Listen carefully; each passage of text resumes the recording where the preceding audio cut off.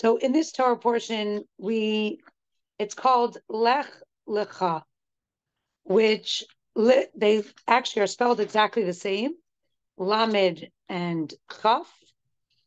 And Lech Lecha means go for yourself. So the simple way of understanding that is go for your own good. So Hashem starts off in this Torah portion, and Hashem says to Avram, he says to Abraham, go for yourself, which is strange because usually you just say go. But he's bringing out over here, go for yourself, which is implying go for your own good. And he says, from your land, from your birthplace, from the house of your father, to the land that I will show you. And then I'm going to make you into a great nation, and I'm going to bless you, and I'm going to make your name big, and you're going to have blessing, and you're going to have all the families of the earth are going to be blessed by your name, meaning through you. And this is what's going to happen. And of course, Avram is the first Jew, so he's the epitome of what a Jew should be. Hashem says, he does. That's it. No questions. Whatever Hashem says. And so that's what he does. And he takes his wife, Sarah, who at that time is actually called Sarai. Her name wasn't switched yet. And he takes Lot, his nephew, and he takes all their property, and they travel. And they go and they travel to Canaan, where the land where Hashem told them to go. Okay, we'll get to hopefully more things if we have time about what happens when they get there. But let's talk about this for a few minutes, or for more than a few minutes. Let's talk about this idea of, going. So there's so many ideas to learn from this.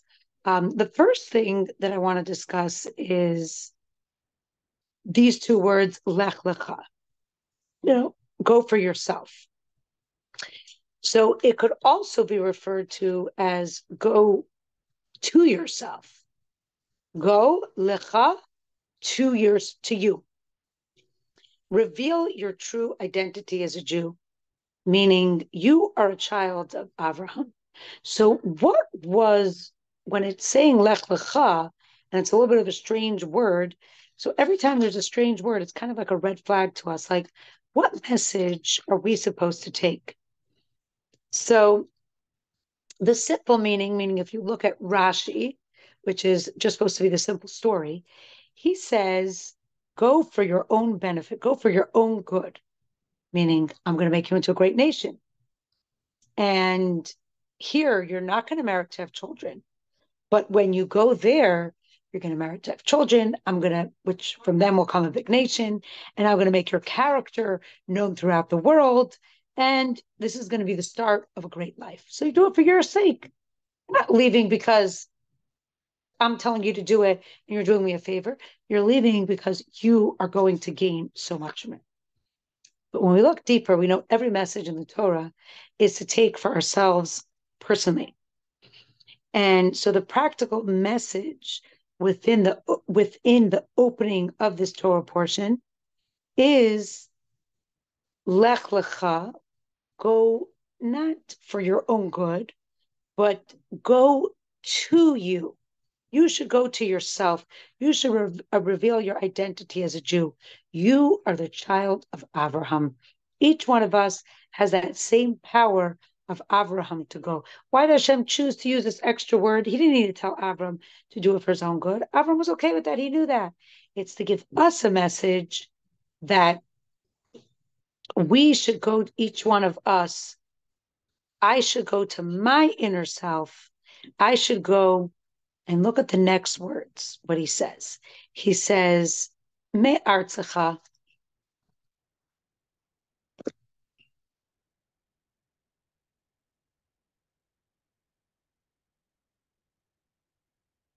It's okay. I'll wait. We can pause the class for a minute since you're the only one here.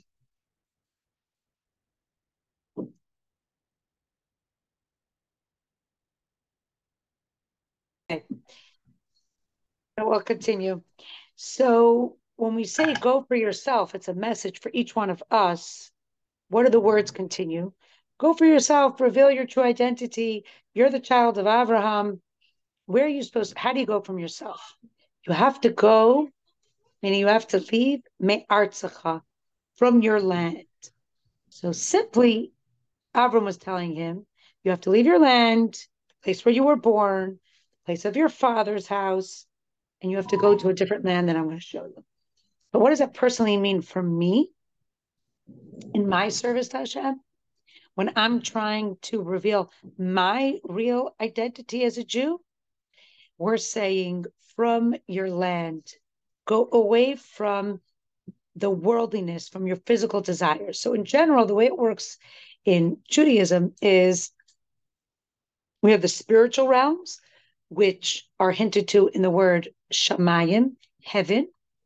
And when we talk about aretz, the earth or the land, that's referring to the more physical, mundane. So we're saying, go from your physical worldliness. You got to leave your physical desires. You got to step out of being of that mundane part of life. What does he tell you next? If you really want to reveal your true identity as a Jew, and you want to really go to yourself, to your inner self, my neshama, my soul deep in me, I get caught up in this world. I got to go away from the worldliness, go away from the materialistic, separate from that so I could dive into myself. What does it tell you next? Umi moladetcha, and from your birthplace. Birth means things that are natural. If I'm born with certain traits, it means they're natural. I naturally have those traits. So he's saying some things that I do to serve Hashem, I do it by rote. I just do it as a habit, as a routine. I was brought up to do this. My mother always did this, so I do this too. And for everyone, it's going to be different. But if you really want to reveal your true self, and you really want to connect to Hashem on this high level and bring out your Judaism and your inner soul, then you need to leave. Don't do the mitzvahs by rote. So let's say I say, but my mother did such a good thing. Every week she lit Shabbos candles, and I still want to continue. That's why I bring the Shabbos in. That's why I usher it in. Or my mother always taught me to clear my plate off the table, right? And to have what we call derech eretz. My mother told me not to speak negative about people, and I'm just used to doing that. It doesn't mean stop doing that. Leave your birthplace, leave what you're used to. It means don't just do it by rote. Do it with more meaning. Think about what you're doing. Stop and own it for yourself. Stop and say, if every Friday night I'm just used to, okay, it's almost dark, quick, pull out those candles. Stop and think and say, I'm not just doing it because this comes every week. What am I doing? I am bringing in the Shabbos, and connect to that idea and think about that idea of being connected to the Shabbos. Or why am I being respectful? And why is it important to respect other people? So, try to own it for yourself, or say, am I just doing this because my mother taught me to do this? Or do I really believe this is important? The next description, the third description that he says, leave in order to reveal yourself in our situation, is umi beis avicha, and from the house of your father, from your father's house. Leave your father's house. And of course, again, in the simple meaning, he's trying to say, this is so hard. You have to leave your land that you're used to, the place you were born. You have to leave your family and you have to go. And that's why it was a big deal that Avram was like, sure. Instead of saying, but wait, I'm used to this, I want to stay.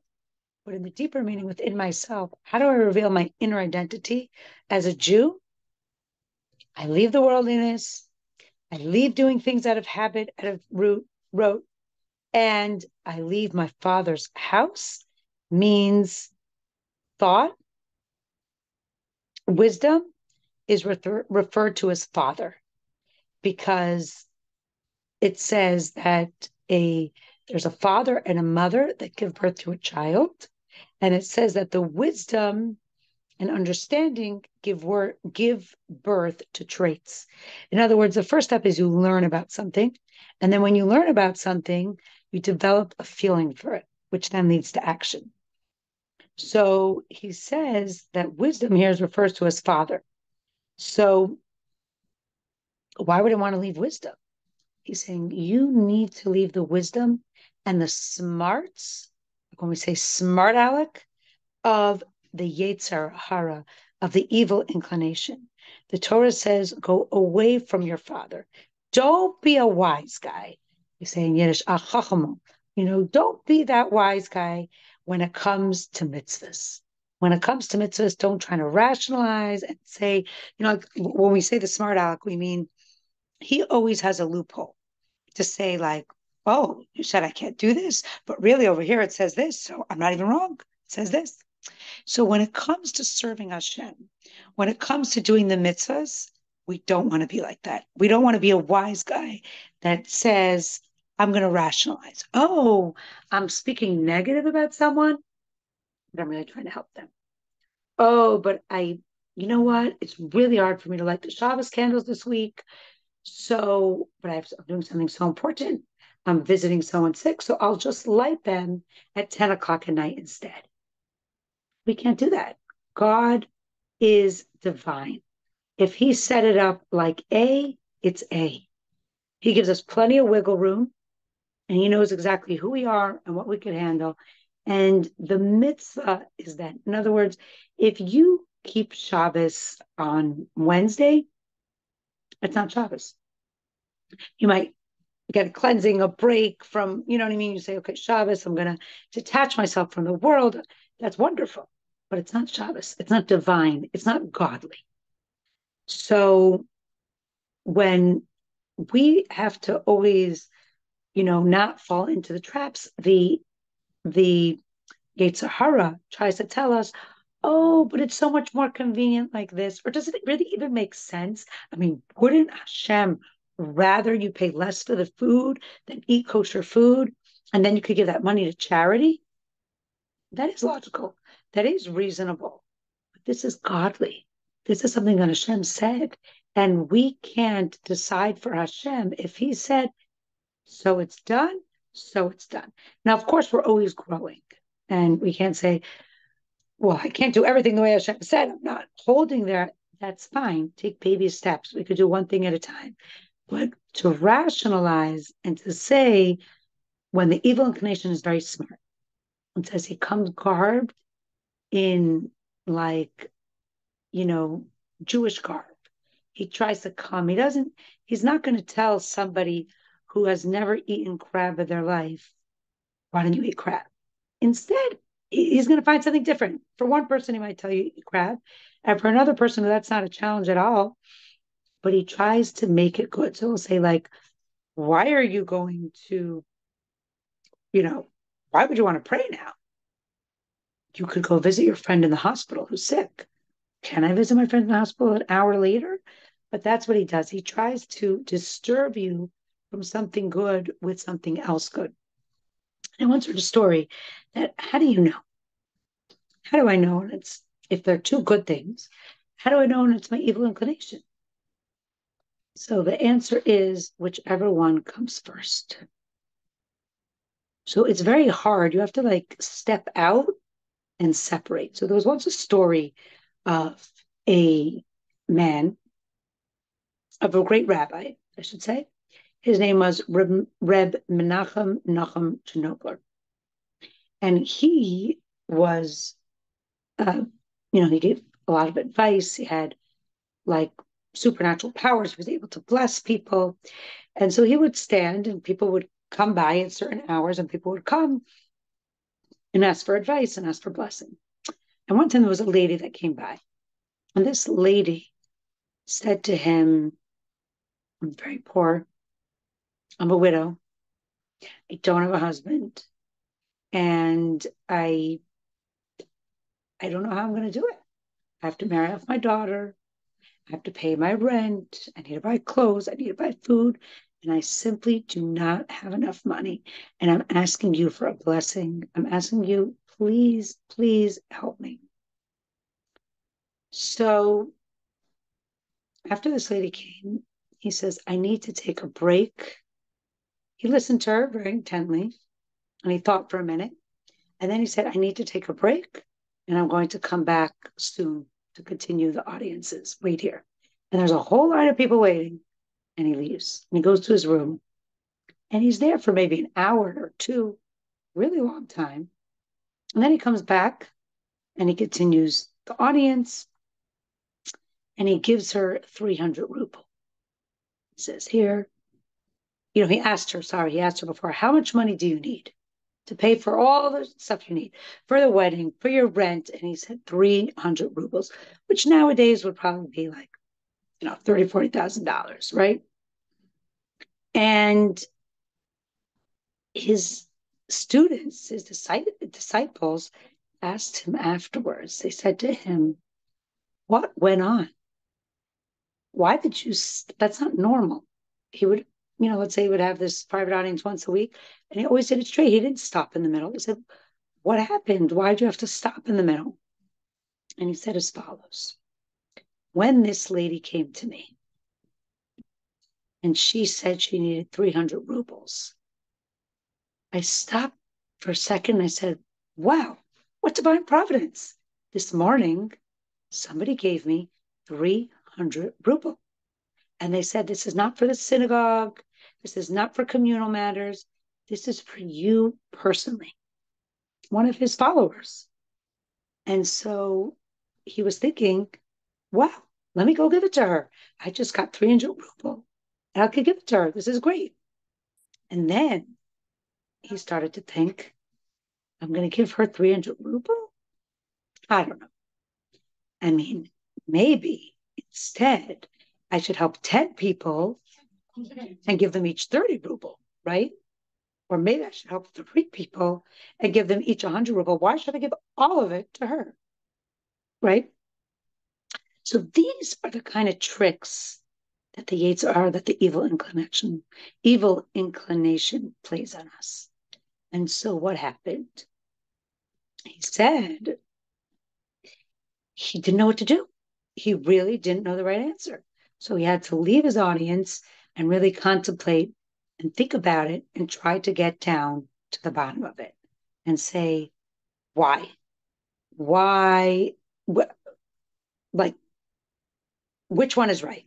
Not really why, but like, what is the right thing to do here? Why am I having these doubts? What's the truth? There has to be a answer that is correct and true. And what is that answer? So he started to think, and then he realized so they said to him, how did you come to your answer? To give her the 300 ruble. Why did you decide that? Why do you want to give to 3 different people? And he said, this is how I came to the conclusion. He said, at first, my first initial thought was, wonderful. You have 300 ruble? What divine providence. You could give that 300 ruble to her. Run, give it to her. And then a second thought came in, say, no, don't do that. So he says, then I realized it was my Yetzer Hara. Then I realized this is my evil inclination. Why? Because originally I was fine with it.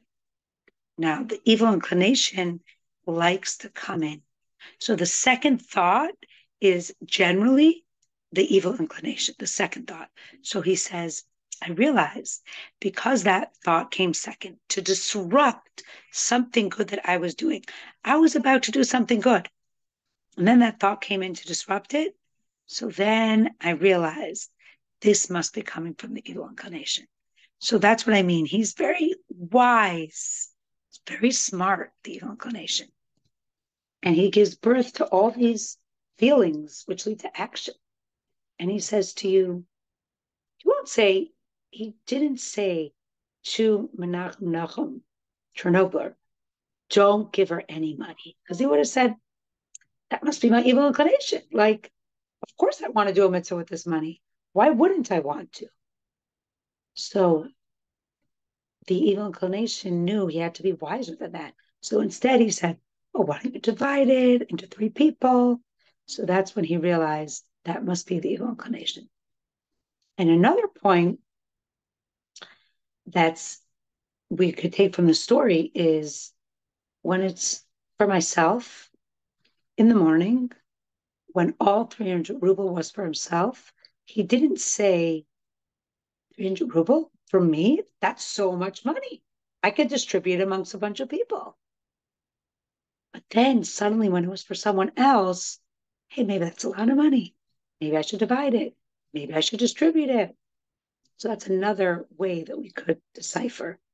A lot of times we could take a step back and we could realize that if it's for myself, and money is just one of the many different things, but really it could be time, it could be energy. So, like, I have energy for the things I want, but not necessarily for the things Hashem wants or from what my friend wants. Or a friend asked me, do you have time to do this? And I'm like, oh no, I'm so busy. I have no time to help you. But then what happens? In that time, she said, oh, could you come help me with something from 7 to 8 in the evening? I'm like, no, I'm so busy. But then if something I really love comes up, suddenly I have time for at 7 to 8 in the evening, right? My best friend came into town and says, oh, want to spend time together? Of course. 7 to 10, I'm available. So that's another way that we could judge.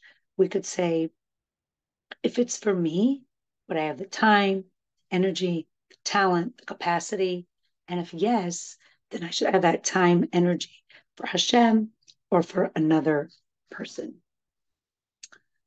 Another trick, that you could do when you're not sure if it's a Yetzer Hara or not, is you could just step back for a second in your mind, like 5 seconds, and just think, what would Hashem want me to do in this situation?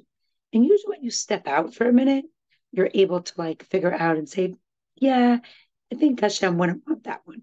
And then that's just your evil inclination, coming in. Now, sometimes it's hard for us and we can't really decipher it and we're not sure because maybe the second thing is really good, or maybe I have time for myself, but I need to give time for myself and I'm feeling like a martyr right now. There could be. So when it really is unclear and we can't figure it out on our own through these quick checks of like what came first, what came second, or, me versus for someone else, or what would God say in the situation, then I could ask a mentor. Lubavitcher Rebbe encouraged many times that people should have a mentor, a mashpia, someone who could advise them in spiritual things. Doesn't need to be someone who's perfect, but just someone who is bashful, which I guess means not too haughty and arrogant. Someone who possesses, it says there's 3 traits that every Jew possesses. And so he says it's important for this figure to have those qualities. So, like I said, bashfulness, which just means humility. So, humility, rachamim, which is mercy. They should be someone who's mercy, I guess, who could feel and be compassionate, and would, when you're asking advice, they're able to like be compassionate about it. And kind, someone who's a kind person, and of course, someone who fears God. And then usually it's not necessarily that this person is smarter than you or better than you, but the reason why they're able to, he or she is able to guide the other person is because this person is objective. And when you step out, I used to joke around with my grandmother. She would tell me something and I would say, oh, maybe that's being too harsh, or maybe you're being, and then I would say, we discuss what to do in a situation. I would say, Bubby, whatever advice you give to someone else, give to yourself. Like if I was asking you for advice, what you would tell me, that's what you should do. She would say, oh, take some time off, don't overdo it. I said, if that's the case, you're objective, or you say that's silly, why are you getting insulted? So when you're objective, you're able to see it. So step back and, have someone objective look at the situation. So that's the idea of having that mentor. And if, getting back to what we were saying, because we got a little tangent about the evil inclination and how we know if it's him or me or who's talking. So just to recap, if I want to go to my inner self, Lech Lecha, and I want to go to my true Jewish identity to really connect to Hashem, I need to leave the earth, which is the lowly physical things, the things of this world, the mundane. I need to leave my natural habit and do it for purpose, not just out of root. I need to own it. I need to leave my father, my evil inclination, and don't rationalize with the evil inclination, but be firm. This is what I'm doing. I don't need to rationalize with you and fall into your trap. Through all three of those things of leaving materialistic, not doing it by root, and not listening to my evil inclination, then we come to the land I will show you. That's what Hashem says. Leave your place, your birthplace, your father's home, and you're going to go to the land that I will show you, which was another tremendous thing for Avram, that he didn't know where he was going. He was following Hashem blindly. But what does that teach us here in our personal relationship with Hashem? That if I leave my habit and my rationalizations with the evil inclination and my mundane, the mundane part of my life, then we will go to the land that Hashem will lead us to. And he will reveal his true supernal land. So then we get to go to a physical place, because Aretz is physical place, but it's not going to be the same day. It's going to be that Hashem is showing us. It's going to be infused with Hashem's light. And, two people could be going through the same exact thing, and one is in tune with Hashem and has a positive experience or a very meaningful experience. And then you have people, the same person going through a different person going through the same thing, but he's not in tune, and he's not having a spiritual or a meaningful or a positive experience. So you could be in the same place and having a different experience. So what we're saying is Hashem is going to shine the light. Hashem is going to allow us to see it through the eyes of Hashem, which is positive, which is godly, which is meaningful. So that's something very important that we could learn from these first few words of the Torah portion. And we always have to remember, it's for me. It's really for me. It's for myself. I'm becoming a better person when I step out of my comfort zone. When we step out of what we're comfortable with and we stretch our muscles a little bit to help another friend, to connect more to Hashem, then we get rewarded in the end. We come to a place of serenity, complacent. I feel meaningful. I feel fulfilled. So it's really for myself.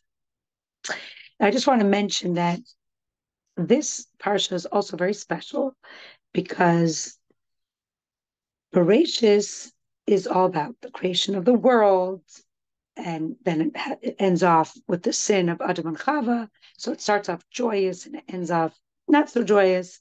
And then Noach we learned last week, like the flood, and they had to be cleansed. It wasn't such a great Torah portion, but it's joyous at the end because Abraham was born. But this Torah portion is every day we live, the entire parsha, we live with Avraham, with Abraham, who was the first person to dedicate his life to spreading godliness.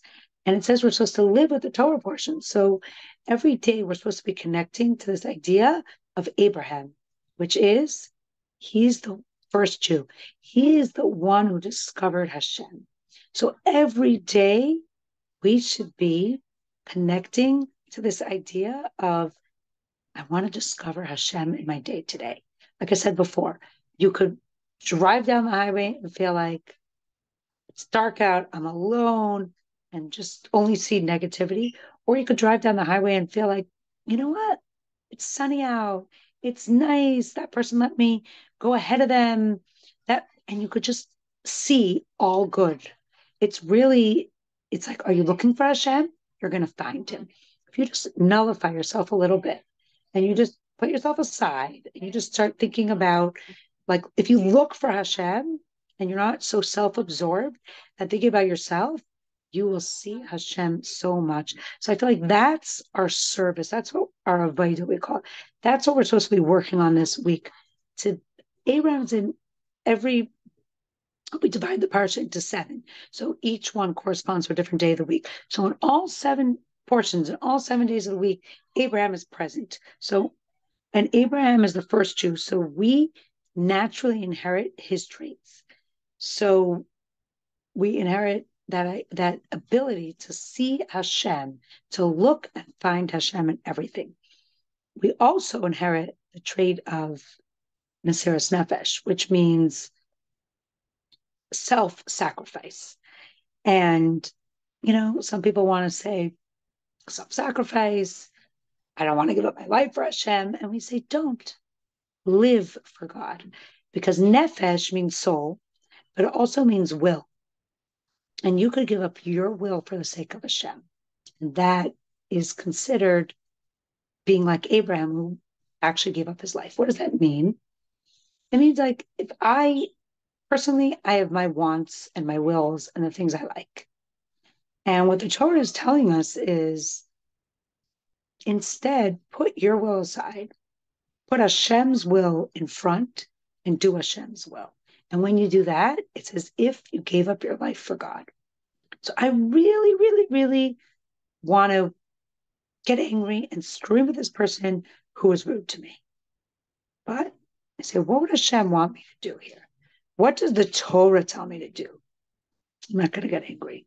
I'm going to stop. I'm going to think about it. Speak to them tomorrow. Whatever you do. In this case, we are giving up our will. That's like we're self-sacrificing. And this is, sometimes they say it's easier to die for Hashem. Let's live for Hashem. Because dying is like one time, you do it. You're not, but living is like every moment. You know what I like to think of it as sometimes? I think of it as like, if you said you have to go on an extreme, diet that you can't eat anything. You can only drink water for 3 days and eat, 2 green beans a day. So that's scenario number 1. You got to do that for 3 days. Or scenario number 2 is the whole entire year you have to eat, 1 slice of bread with, with a half an ounce of tuna. And in the morning you have to have 2 ounces of oatmeal. And at night you're only able to have, some lettuce and, a 2 ounces of chicken, whatever, very restricted. What would you rather? Just be on that crazy diet for 3 days and then live your whole year enjoying, or no, every day you have to be restricted a whole year and you have to be so perfect thought out exactly like this. Which is easier, to go through 3 days and then have the whole year, or have the whole year calculated? What would you think? 3 days, thumbs up, or a whole year? What do you say, Nomi? Personally, I say I'd rather do the 3 days. I'd rather just 3 hard days, and then, it's very hard to constantly be living with that, so that's what I mean. Death, it might be more severe, but to live with Hashem, everything I do, I try to be patient, I try to be kind, I try to pray, I try to include Hashem in my life, I want to keep the Shabbos, like to constantly, that's so much more appreciated. Torah, Judaism is about life. Death is impurity. When you wake up in the morning, your 160th death, you wash your hands. When you go to a funeral, or you come in contact with a dead person, you need to wash your hands, you need to cleanse yourself. Because death is, we stay away. We're all about life and living. We want to live for Hashem. We want to live for Hashem. So, So this is a very important lesson that we want to emulate Abraham. And it says that after the test, which we'll learn soon, next week, but the test where Avram offered, sacrifice his son, which we'll learn about next week, but where he offered, he didn't actually sacrifice it. As a reward for being willing to do that, Hashem says this trait of self-sacrifice, all your children are going to inherit automatically. So all of us have that. We have the power to put aside our will and do the right thing. It's not easy, but we can do it. We can do it, and we could. When Hashem told Avram, He said, "Lech Lecha, go away to your prior value system. Leave the place that you're in, right where you were born, the place of idol worship where you were with, and you need to start fresh. You need to go beyond." And when we leave our past and we say, "You know what? I don't need to do like that." That's what Avram did. I could achieve much higher, and I could become a partner with Hashem, and I could reach higher heights. So that's what we want to do. We want to emulate Avram, who left his past. He didn't get caught in the past, but I was like this, I was born like that. So what I had to do, my mother did this, my father did that, my school did that. Just let go and reach higher heights. That's what Hashem is telling us to do. Be like Avram, be able to have self-sacrifice, which means trade your will for God's and be able to see the world in a godly way and leave your past and focus on the future and bring more good into the world. And of course, this learning was in merit that all the hostages should be freed safely, securely. All the soldiers should be protected. All the Jews in the entire world should be protected, and we should merit to see the coming of Mashiach now. What better time than now? Any questions? Thank you for joining. Yeah, thank you. You're welcome. Have a great day.